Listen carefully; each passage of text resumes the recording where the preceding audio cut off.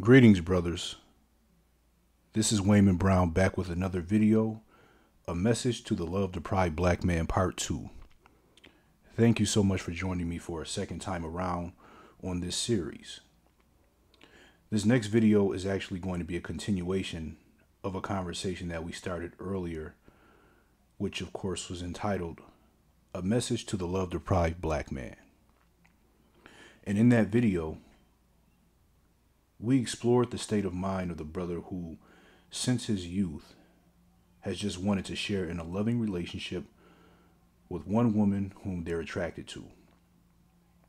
One woman who will be loyal to them and who will be a true friend that'll stay with them to the very end, where nothing can break the bond between them and where they can grow together in life and share in bliss uninterrupted. And we illustrated poetically how after you think you found that special someone that you can give your all to and to be everything to and to build your life with, you're often met with the disappointing realization that this sacred tie that you want to share with her is too late, mostly because of the experiences that she's already had before you. And she's usually going to be much more experienced sexually and romantically than you are by the time that she gets to you in life. We also express how even after doing your utmost to love her, you may still be dismissed by her for several reasons, but ultimately the end result is that you're left trying to put yourself together again. And we discussed how this lesson taught you that as much as you want her love, as much as you want her to stay with you, when it's all said and done, the most reliable love is the harmony that can be had within oneself. But of course, that's tough to hear when you are still experiencing a state of love deprivation, a state where you still crave the experience of a woman's love, and you still want to believe, and you still hope that there's at least one special someone out there that's just waiting for your lives to come together. And as in the last video, while I won't discourage you brothers from this desire altogether, mostly because you have to have your own experiences and adopt your own perspectives as you go along. But I still, as always, would want to give you things that can serve as protectors and also as a reliable guide for you throughout this journey so that you can maintain during what often ends up being a very turbulent quest. The first thing that I want to say is that in and of itself, wanting to share in a loving relationship with a woman can be a wonderful thing. I myself am a lover. I myself am an extremely romantic man. And I am from time to time, even after accepting the reality of this climate that we live in, a bit saddened that I must put limits on expressing and experiencing the full range of emotion that I would want to have with her, because of realizing that it will never be the way that I would want it to be. So my emotions must be put in check. But if it could be another way, the bond and the closeness that I would want to have with a woman would be one in which our minds are so attuned that we actually begin to operate as one mind.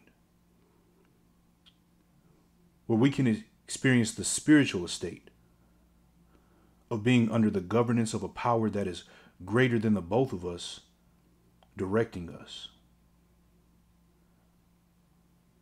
Where I would know her completely, inside and out. No secrets, no lies, no games. Just a unison that can only be separated by death. And where even after death, a love like this can never be experienced again by either of us, for we gave our all to each other.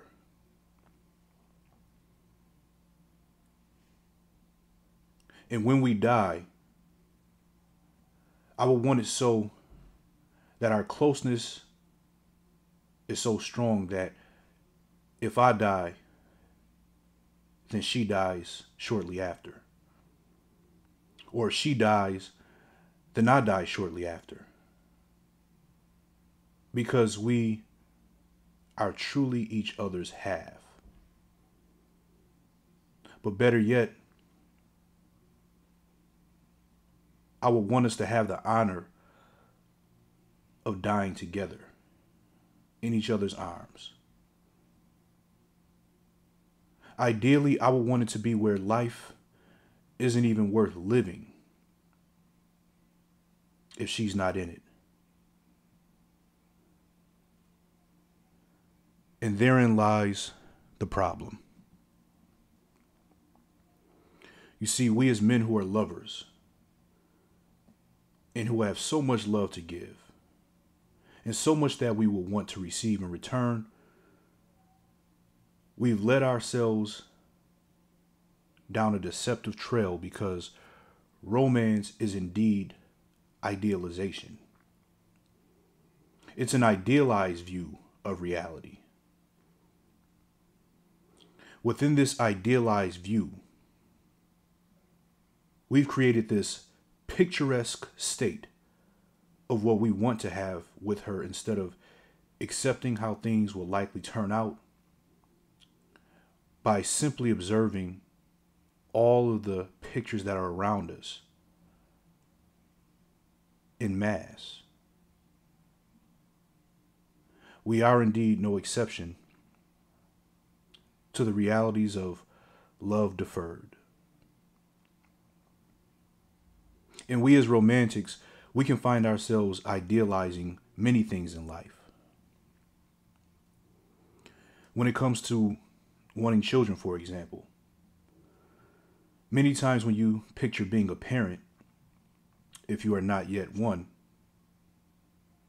many times you might actually picture being a parent to a baby or a very small child, when the child is in their most docile and lovable states, when they're ultra cooperative, when they're playful, when they're cute, when they want to cling to you, and when everything that you do is charming to them. Now, of course, we know that children don't stay in that state, but that's the part that is probably the most endearing to us. And whether a person has a child or not, to illustrate further how other people may also be more of a romantic than they realize,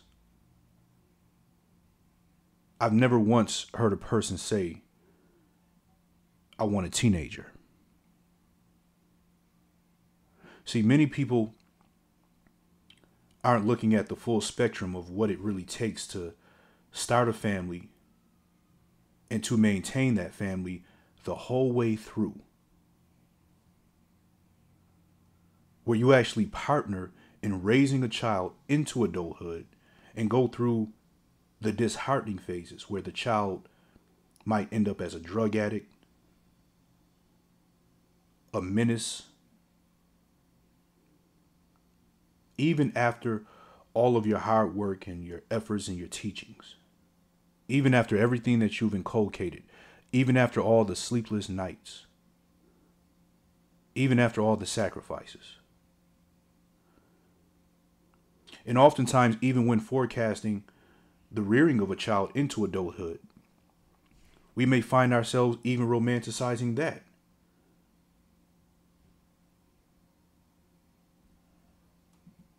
even then, we may still look at it as though during these times of struggle, if we sit down with our kid and have a good old heart to heart, or utilize any other discipline that might be necessary to get them on the right track, that at the end the child straightens up, they get on the right path, they say, "Thanks, Dad," as if life really works itself out like some sort of a sitcom. Most of the time, we don't take any pleasure in working through those phases where the grim reality of that child turning into a rebel,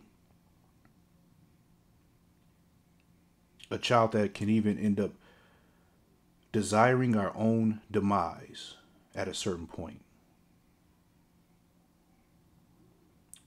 Very rarely does a thought like that seem appealing to work through. So that brings us into one of the main points of the lesson for today, which is, are you prepared for all that receiving her love entails? Are you prepared for the realization that your sincerity in her eyes is not enough? That ride or die bond that you want with her in this flaky and parasitical world where two people vow to love each other one day and down the line get the 7-year itch and decide to opt out due to irreconcilable differences. Are you truly ready for that shift in attitude unexpectedly?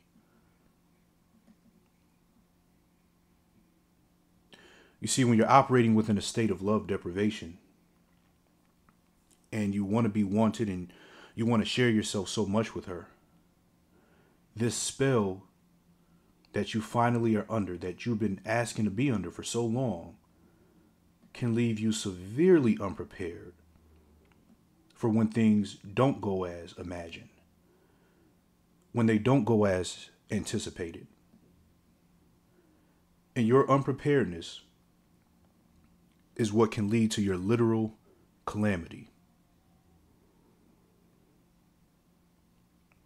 And I've been on the verge myself of actually wanting it to all just be over. And I can tell you one thing, it's extremely difficult to make it out on top after it's all said and done. For some men, a severe enough heartbreak will be the end of them. And for me, the thought of seeing a young man in particular completely broken over a woman to where he's despondent in life, knowing that this man will never be the same again, as a part of his spirit is now deleted forever. It can be grievous to look at. For it's comparable to a chaste young woman who thought she found something special, and she gave her virginity to the wrong man. And now you can see what it's done to her. That purity is no longer there. That shimmer that she once had in her eyes has lost its luster. There's something decaying within her now. The man of much heartbreak who was once an enthusiastic individual, full of faith in the possibility of love, is now like a soldier with lacerations on his body, with the pain of enduring combat seeping through his veins and the residue of war haunting him now for a lifetime. But brothers, we are also strong, and we have much resiliency within us, and we heal.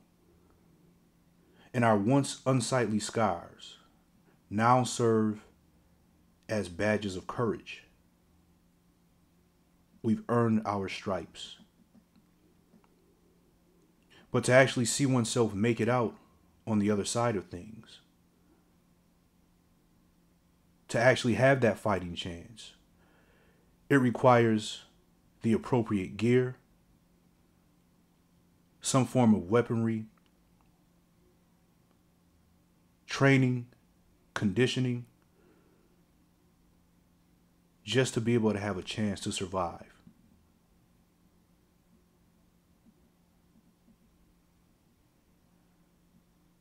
And even with all of this information that we have in the media spaces that we share in, where black men distribute countless stories among the congregational sorts of other brothers, when the heart wants what it wants, it can often trump what the mind understands intellectually. Because some things must be experienced in order to actually internalize a new set of ideals. And on this mission,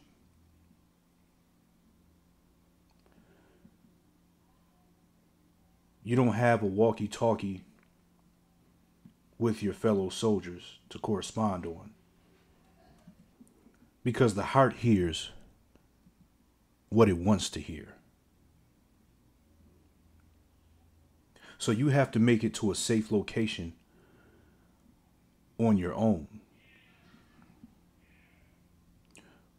But you will have with you some things that will help you along the way. You have a flask to keep yourself hydrated. You have a weapon, and you have binoculars in this foreign territory that is called wanting her love. So in this part 2 series, we'll go deeper into this realm for the man who has both not experienced a woman's love, and also for the one who has experienced it to varying extents, but who is still very much so susceptible to the damages of her love, because either it has been in brief, it has still been very limited, few far and in between, but at the end still leaving you in a state of want.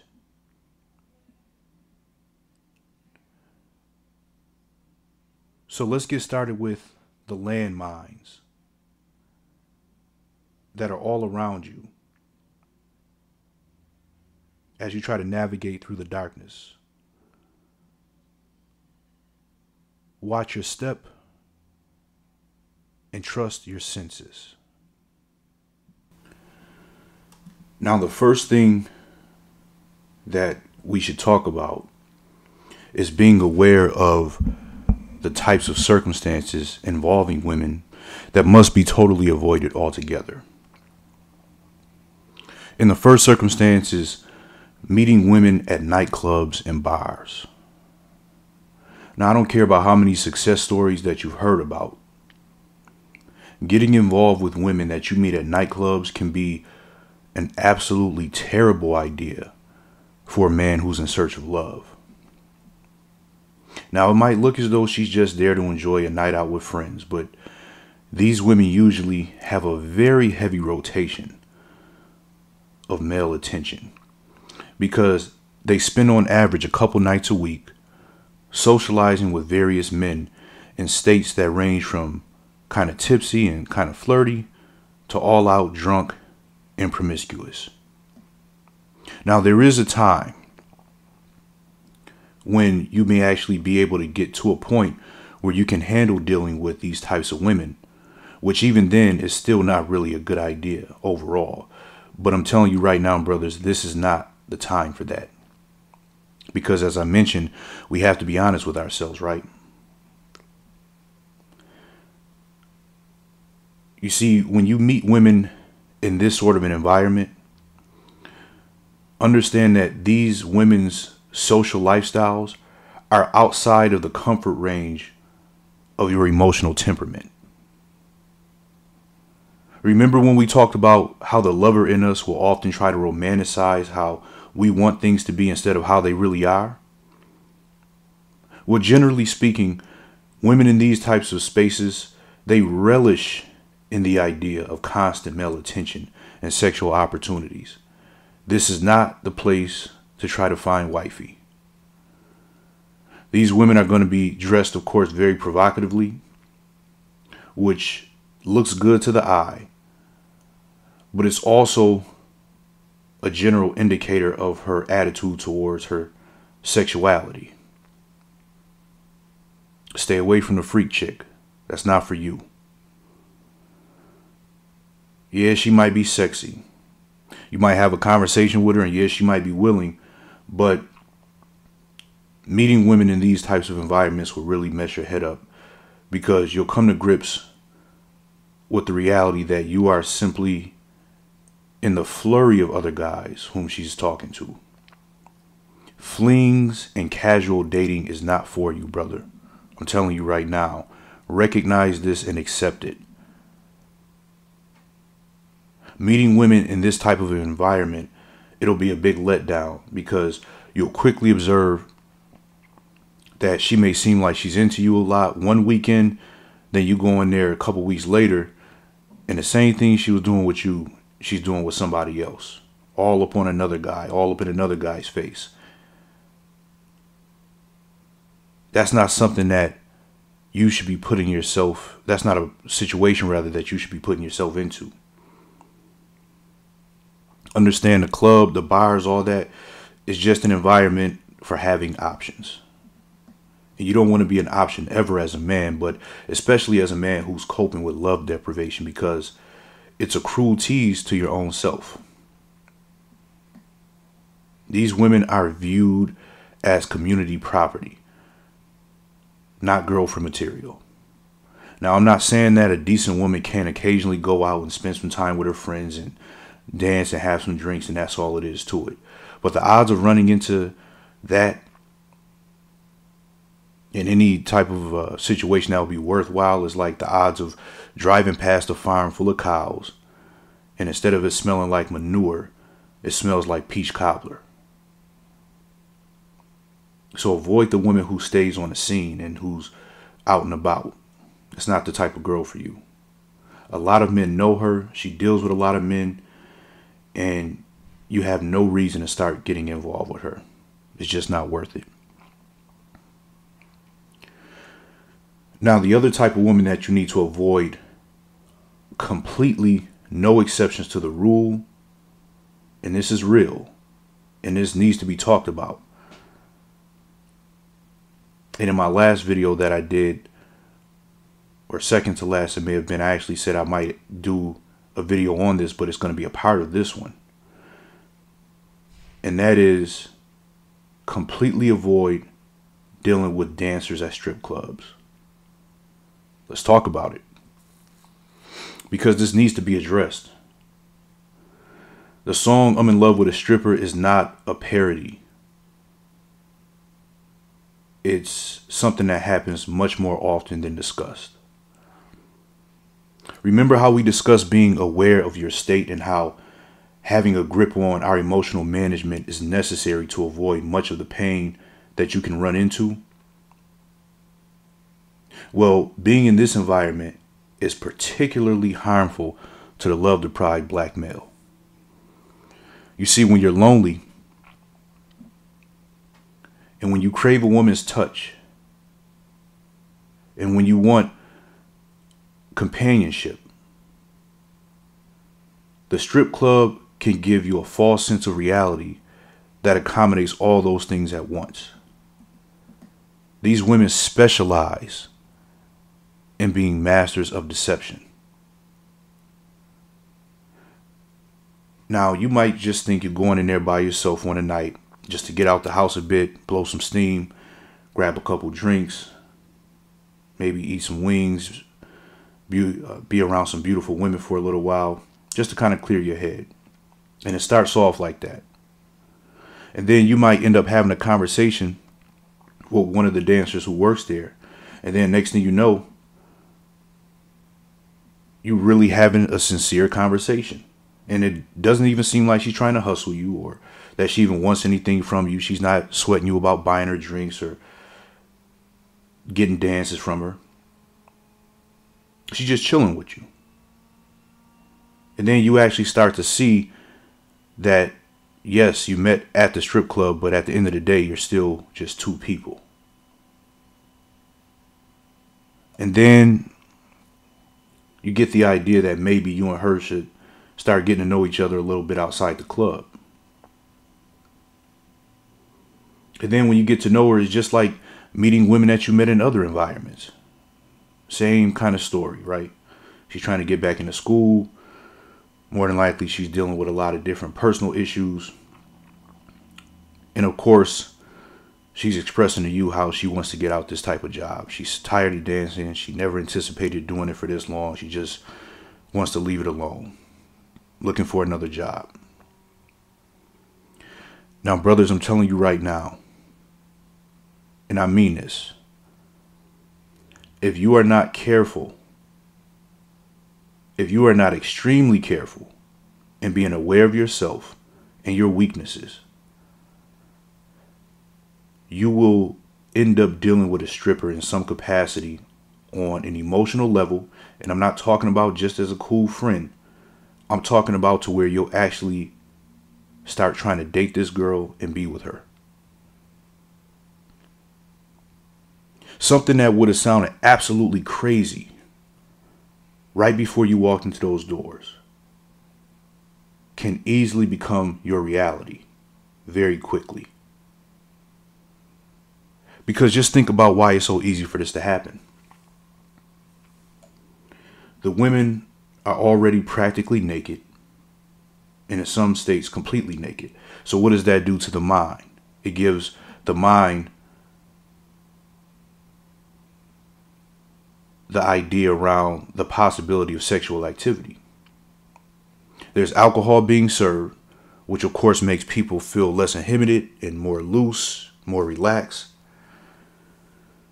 She's attractive, which is of course something that you want. She's seemingly interested in you, which is of course another thing that you want.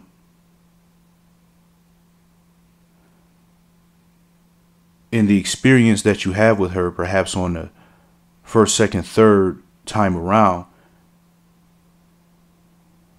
is good, and now it's actually consistent, which is something that you want, but she gets paid to deliver.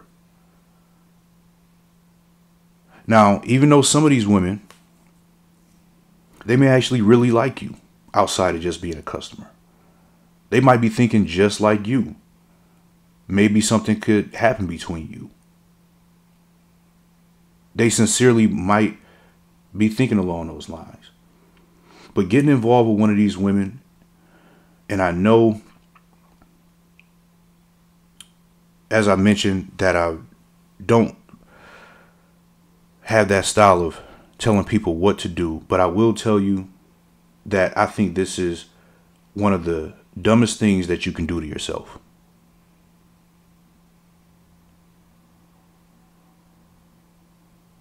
It is one of the most foolish things that you could ever do to yourself. And I would just tell you that if you were asking for my advice, I tell you not to do it.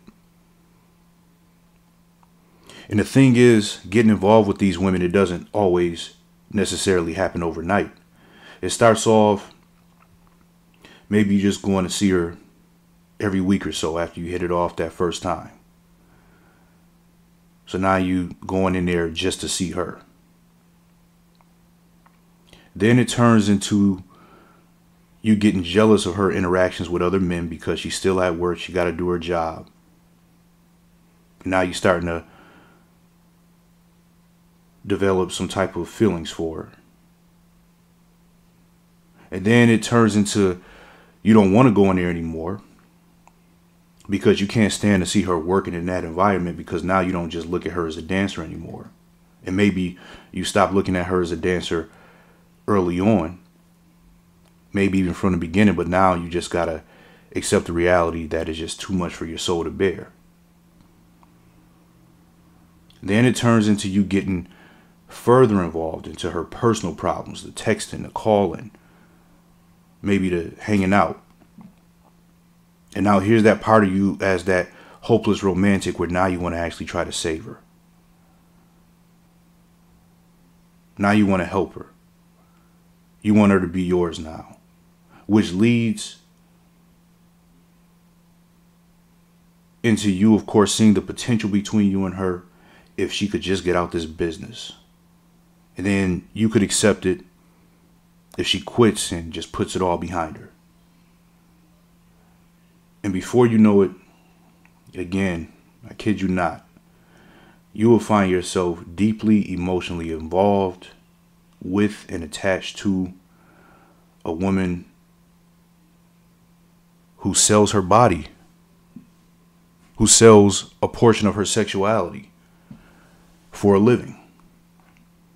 Whether she's having penetrative sex or oral sex or whatever or not, doesn't make a difference. She's still selling sex. And next thing you know, you'll be at home at 2 and 3 in the morning, worried, wondering what she's doing, who she's doing it with, in the middle of the night. Random men off the street have access to this girl's body. Random men probably touch her more than you touch her, even though you're the one that's actually spending time with her. There's nothing sacred about this. But because you'll start getting involved emotionally, you'll actually start to justify in your mind why you might accept this lifestyle. And more than likely, you won't even talk to your friends about it.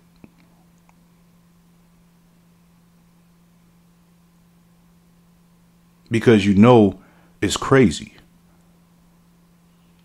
But you're wrapped up. So you start justifying things like, well, as long as she's not, I guess really trying to talk to guys in there, she's not giving anybody her number, and she's just treating them as customers, I guess it's not a big deal. Which, of course, is completely deceiving yourself, because just like she liked you, she's going to meet other men that she likes. Or you might think, well, as long as she ain't really into it when she's giving lap dances, or, she ain't getting turned on or nothing like that, then I guess, it's not a big deal. Which is, of course, a foolish game you're playing with yourself. Because why wouldn't she? If an attractive guy comes in there smelling good, looking good, her type, why wouldn't she like the feel of his dick while she's dry humping him? Why would you think so ridiculously, brother? I say this out of love. Or you might think, I hope she ain't really getting no money like that. Because sometimes what the dancer might end up doing is complaining to you about how guys don't really tip her as much because maybe they've seen her around with you, or because she's not willing to go as far as other girls. Then you will kind of breathe and take a little bit of comfort in that. Say, yeah, okay, cool. As long as she ain't really doing nothing, she does her little same robotic routine, get off the stage in 10 minutes, make a few bucks. Maybe that'll even be more of an incentive for her to quit a little bit sooner. Which is, of course, foolish, because you don't know what she's doing when she's not around you.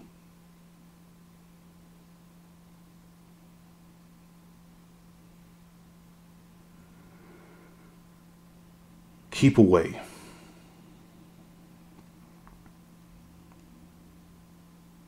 Now, ideally, I would tell you that you shouldn't even really be in this type of an environment at all if you are struggling with a heart that is in a state of want, because we address why this environment in particular could be very hazardous to you. But if you happen to go, I would tell you to take a couple friends with you. Spend more time hanging with your boys more than anything. And if you want to enjoy that scene, keeping a level head, then that might be suitable. But make sure you have somebody with you. Somebody that can talk some sense into your head. That's not going to let you be off in a state of privacy or isolation, chopping it up with these girls. Because, again, the environment is created to satisfy what it is that you sincerely want.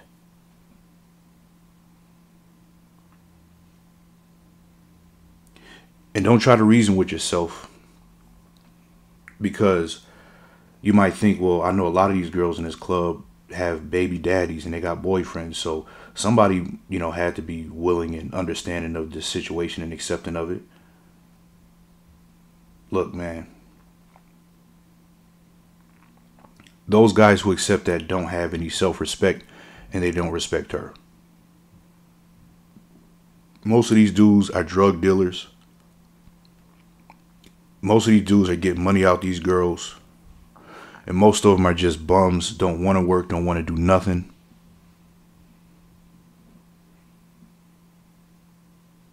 Those types of guys are designed for those types of women. That's not for you. These women are masters of deception and manipulation. They take pride in conquering you, even if they actually do find themselves liking you a little bit. When it's all said and done, you're another conquest to them that they can go off and brag to their little friends about, while they half-heartedly have sincerity towards you. But at the same time, everything that comes out their mouth, 90% of it, I'll say, it has some form of deception, some form of hypocrisy. It's an outright lie or it's a contradiction. Never, ever believe that a woman who works in this environment is keeping it 100 with you about anything, because her job doesn't even allow her to. How much trust could you put in somebody who introduces themselves with a name that's not their name? You have no place whatsoever in dealing with this type of woman at all. I would tell you, don't even try to be cool with them, because eventually you'll start liking her too. The other type of woman to avoid is the single mother. Stay all the way on the other side of the world from her as well. A lot of it is just due to the fact that dealing with her is like a plug-and-play, ready-made family. That ready-made family, that loving environment that you've been wanting to share in. All you got to do is just hop right in. But of course, it's not really your family. As I discussed in my videos, The Dangers of Dating Single Mothers for Childless Black Men, I have 2 parts to it. There's also an extended version as well. Go check out both of those, and that should explain a lot right there. Also, be sure to look at my video, The 10 Commandments of Not Falling for Women, as required listening, particularly for you as someone who is coping with the absence of the sort of female attention and connection that you've been wanting. Now, brothers, I want to end this one right here, and I assure you that there will definitely be a part 3 to this coming very soon.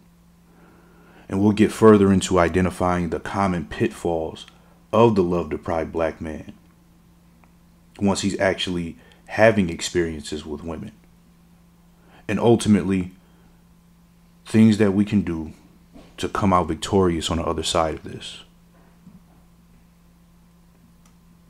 So my brothers, I once again appreciate you lending an ear It's always an honor to serve. Definitely please make sure that you like the video, drop your thoughts in the comment section. Make sure you share this with your network, people that you know will benefit from it.